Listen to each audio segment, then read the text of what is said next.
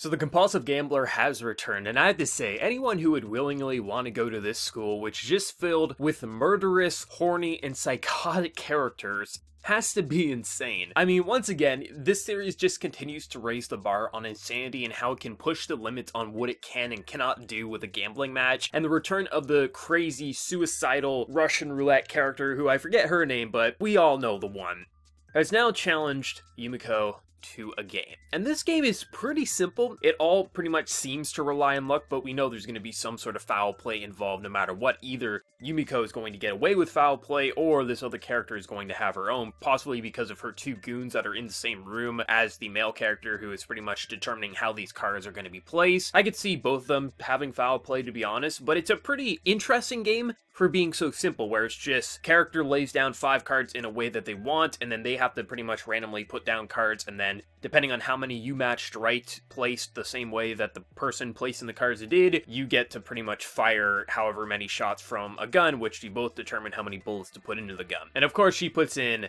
6 bullets into her gun, whereas Yumiko puts in 0 bullets, or at least I assume she probably put 0 bullets in because she wouldn't want to. So it's just really a battle of, like, how strong is your will of really wanting to play, because if the wrong gun's pulled, you're going to get shot and either 100% die, which is not a bad thing in this school, because bad publicity, you don't want that around your school, but this is a school with people filled with as much money as possible. They can pay off the right people, they can keep it quiet, no one's going to know if you die, or you're going to get rushed to the hospital and say it. So this is just like, this school is ridiculous, where for us as a viewer, it's amazing to watch because it's so insane, but it's like, it's so unbelievable, but also kind of believable, because money really does make the world go round. If you have enough money, I can guarantee you that you can get away with a lot of shit, so I wouldn't even put it past it if this could actually happen, and probably already has. But I just really like this episode, because really, I feel like shit could go either way. Like, I could honestly see, like, even though we're only 6 episodes in, and I don't think Yumiko's gonna die, I don't even think this other girl's gonna die, but I could easily see them killing off a character. Like, I mean, this is a school where anything can happen, the matches could go in any way. It doesn't mean,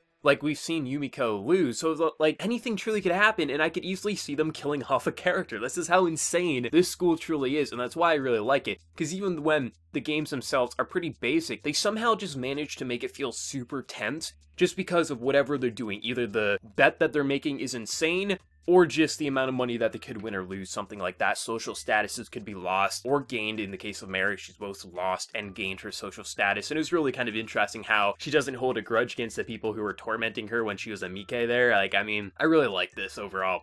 But I think my favorite thing is actually learning a bit more about Yumiko in the background, and how essentially it seems like she has so much money that she probably has an unlimited supply of funds. I mean, we get a little glimpse of her sister in a hospital bed, and she's making, like, origami out of, like, money. So, I mean, I assume that she has more money than anyone in this school, so her paying back her debt isn't that big a deal. She just wants to have the best gambling matches if possible, and she wants to go up against the student council president there, which, I mean, if we know anything about Yumiko, she's just as insane as anyone in this school, if not the most insane, so I can completely understand. I think it's going to be interesting, because I do feel like Yumiko is going to win this somehow. I feel like she truly will win, and we will focus on the student council president, or maybe that's how the season will end. I could easily see her losing somehow. Maybe this will come out as a draw, no one dies, and then, like, the final episode of the season could be her going up against the student council president. Something like that could happen, but I have to say, somehow, they're managing to make the series feel very consistent for doing the same thing more or less every episode. Because really, at the end of the day, what we have is characters gambling a high stake, and either they're winning or losing, and the games get even more insane, or they twist something slightly to just make the games feel like, holy shit, this is batshit insane, the characters are twisted. But I do feel like they're doing a proper job at escalating the tension enough, while keeping the games refreshing, because we're not seeing the same game every single time, so they are making different games. But also, I feel like the games are really working at just exploiting the insane personalities, with the animation obviously backing it perfectly, that it makes everything within this series very entertaining for me. I mean, I don't see why anyone would continue to watch this after a couple of episodes, because you would know exactly what it is or isn't if you don't like it, like why people would continue to watch it if they're not enjoying it after a couple of episodes, because this is a series that's very easy to tell what you're going to get from the entire ride, and overall, I'm having a blast with it. Really excited to see how that cliffhanger is going to tie into next week's ending, where she says you don't want to pull the trigger, but she does pull the trigger. Now,